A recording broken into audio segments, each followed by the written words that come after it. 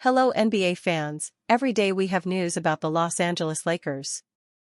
I'm a Lakers fan and I'm counting on you to subscribe to the channel and leave your. Jonathan Kuminga could be a missing piece to complete the Lakers roster, and with him, coach JJ Redick will have a strong, deep team. Kuminga can work hard on defense and guard the best player of the past. He's an excellent finisher who's just entering his prime and could improve significantly alongside Luka Doncic. He also helps with rebounding. Kuminga will certainly be the best fit for the Lakers. And with him getting more playing time, he's motivated.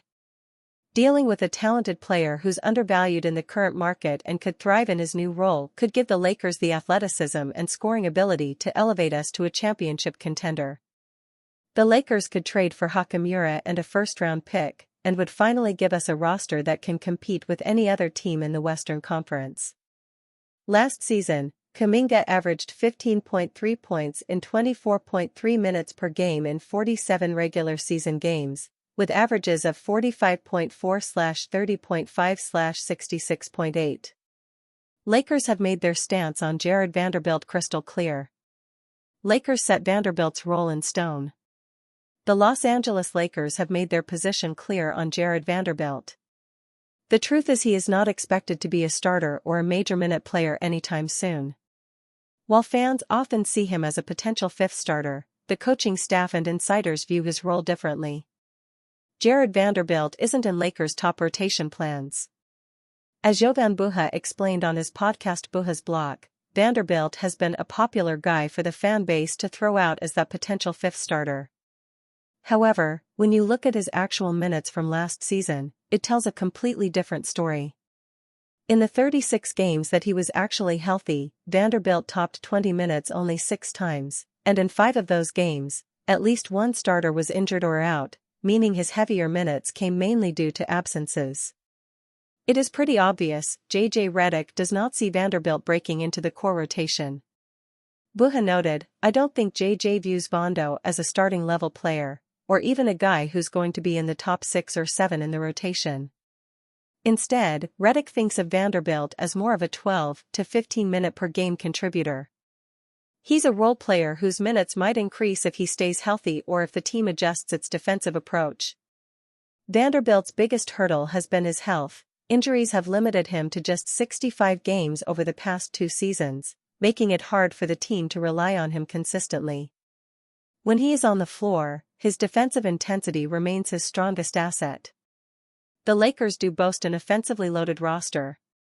Having a defender like Vanderbilt to lock down opponents off the bench is valuable.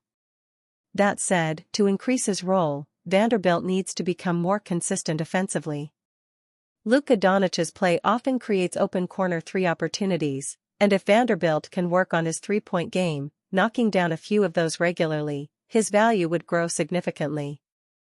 Looking ahead, the expected Lakers starting 5 features Doncic, Austin Reeves, Rui Hachimura, LeBron James, and DeAndre Ayton. Off the bench, Marcus Smart and Jake LaRavia are likely to get priority minutes, leaving Vanderbilt as a steady, defensive-minded role player. In summary, the Lakers have made it clear, Vanderbilt is not a starter, but his defensive contributions and potential for offensive growth keep him an important part of the team's rotation. Lakers' final roster spot won't be filled anytime soon. The Lakers hit pause on the final signing. The Los Angeles Lakers still have an open roster spot, but they can't use it. At least, not yet. Thanks to salary cap restrictions, they are unable to sign even a minimum salary player until January 18. As ESPN reported on a recently published article, for the most part, teams have completed their rosters for next season or cannot sign a player due to the apron. For example, the Lakers have an open roster spot but cannot sign a player until January 18. Lakers are being patient with their final roster decision. That puts a hard pause on any roster tweaks in the short term.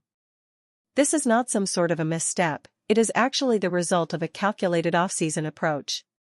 Rob Pelinka and the front office prioritized keeping key rotational players and adding proven talent. That was showcased with the likes of DeAndre Ayton, Marcus Smart, and Jake LaRavia. Rather than blowing up the roster, the Lakers chose structure over chaos. Dorian Finney-Smith left to go to the Houston Rockets, and the team waived Jordan Goodwin, Shake Milton, and Trey Jamison III, opening up roster spots and financial breathing room, though not enough to fully reload just yet. The decision to leave one slot open may prove valuable down the line. The first few months of the season will give the Lakers a real sense of what they are missing.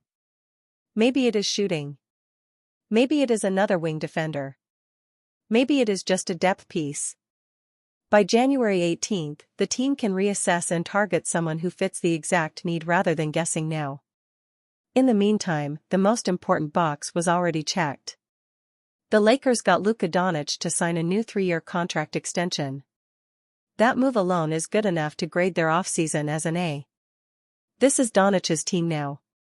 Everything being built, roster included, is designed around his presence. Sure, the roster is not perfect. Losing Finney-Smith obviously hurts. The shooting still needs some definite work. But there is more clarity and direction than we have seen in years. With LeBron James nearing the twilight of his career and Doncic stepping fully into the spotlight, the Lakers are slowly reshaping who they are and how they play. Come January, the Lakers will have a chance to plug in a missing piece. And if they play things right until then, that final addition could matter more than anyone expects. DeAndre Ayton downside the Lakers must avoid at all costs. The Los Angeles Lakers need DeAndre Ayton to accept his role with the team. The Los Angeles Lakers took a massive gamble on bringing DeAndre Ayton in to be their solution at the center position for 2025-26. That risk comes with a necessity for Ayton evolve, and not repeat habits of old that would bring rise to a significant downside for the Lakers. Ayton's role for the team should be simple. The Lakers center will be finishing opportunities created for him on the offensive end, while being the last line of defense on the other.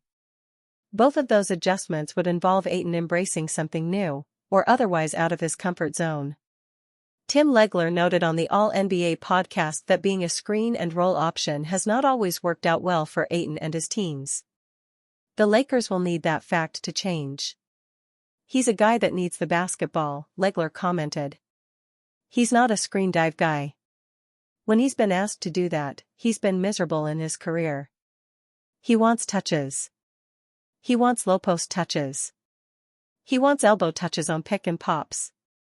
He wants to be included.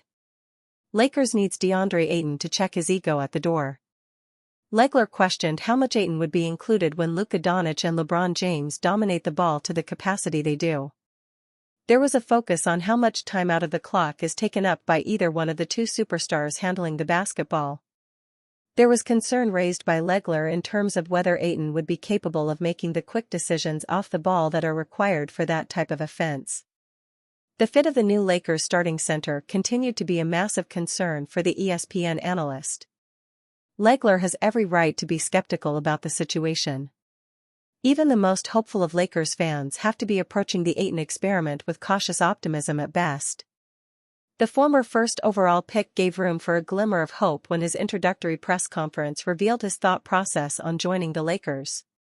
Ayton discussed wanting a platform that he could not run from, and a chance to prove critics wrong. If the 27-year-old really wants to turn his career around in Los Angeles, there needs to be buy-in. Ayton must understand that less is more, especially on the offensive end. There is no need to be a star.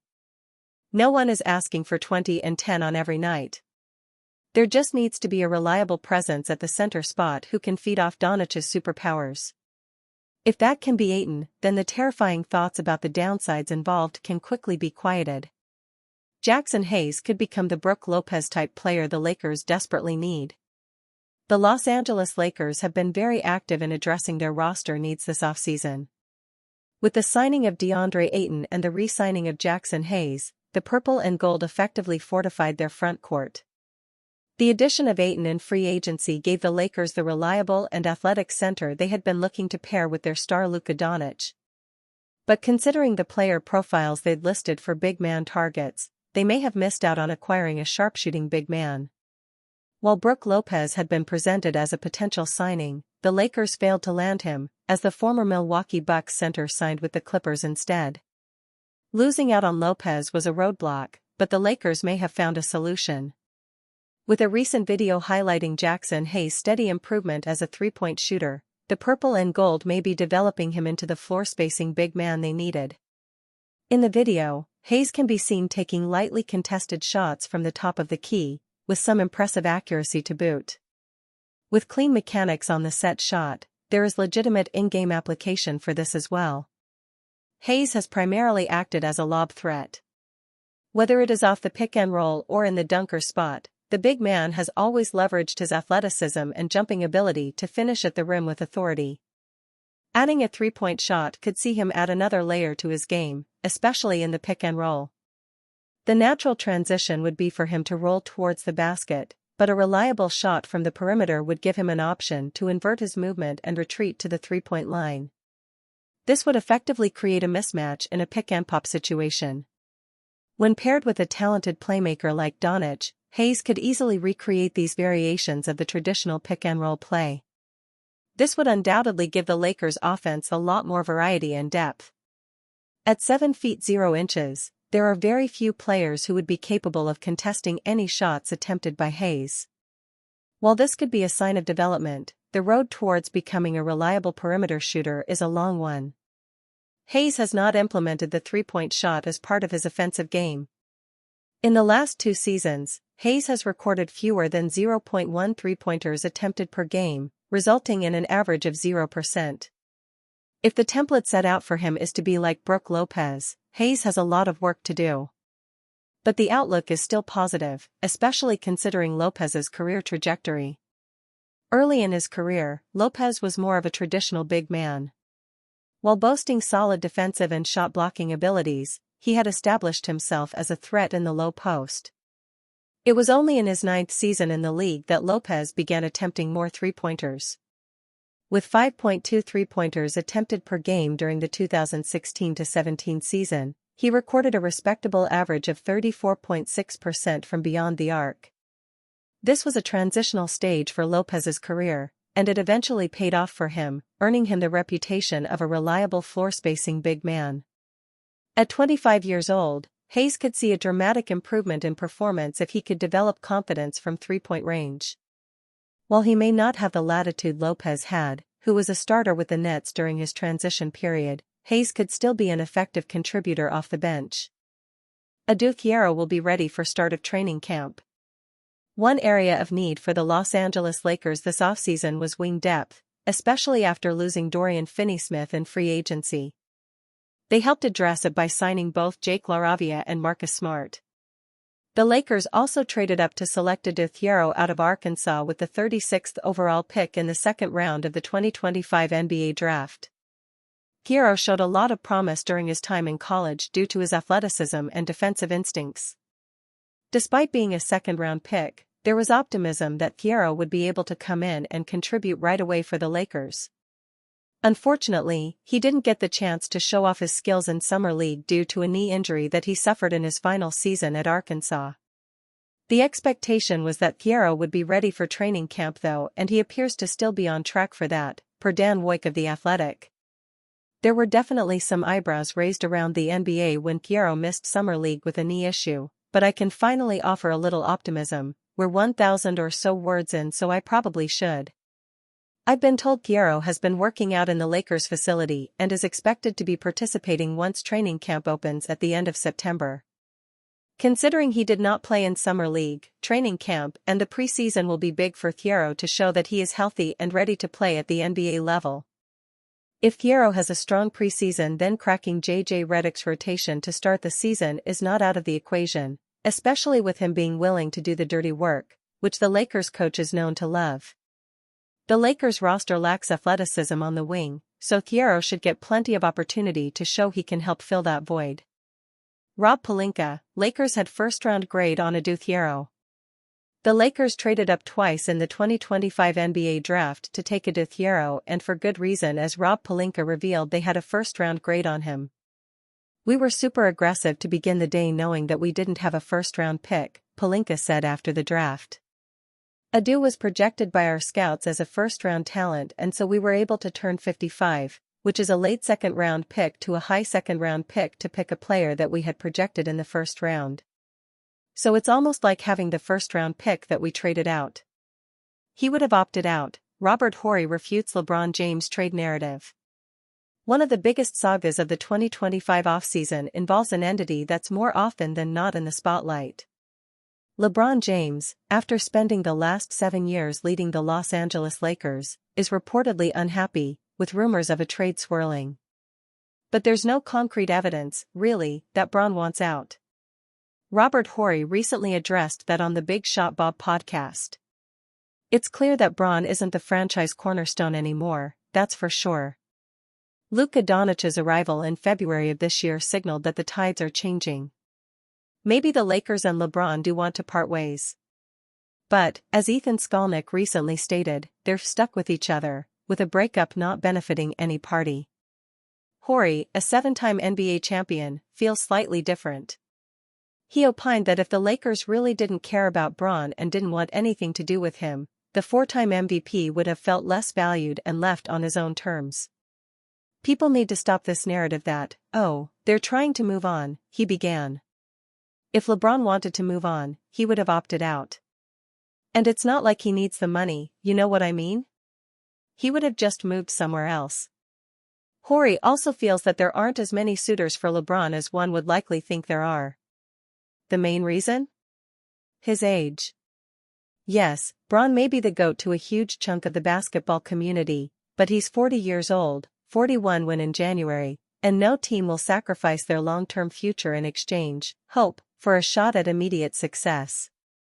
Teams around the league aren't going to destroy their team to bring a guy who's gonna play maybe 1 or 2 years, he added. Teams now think of the broader picture. In all probability, Horry seems to be right. There aren't many teams in the league with the assets to pull off a LeBron move. And those that do would have to uproot their core and send their best players packing, something no one is likely willing to do. LeBron himself doesn't appear too unhappy for now, at least publicly. Plus, his best bet to retire as a 5-time NBA champion would be to team up with Doncic.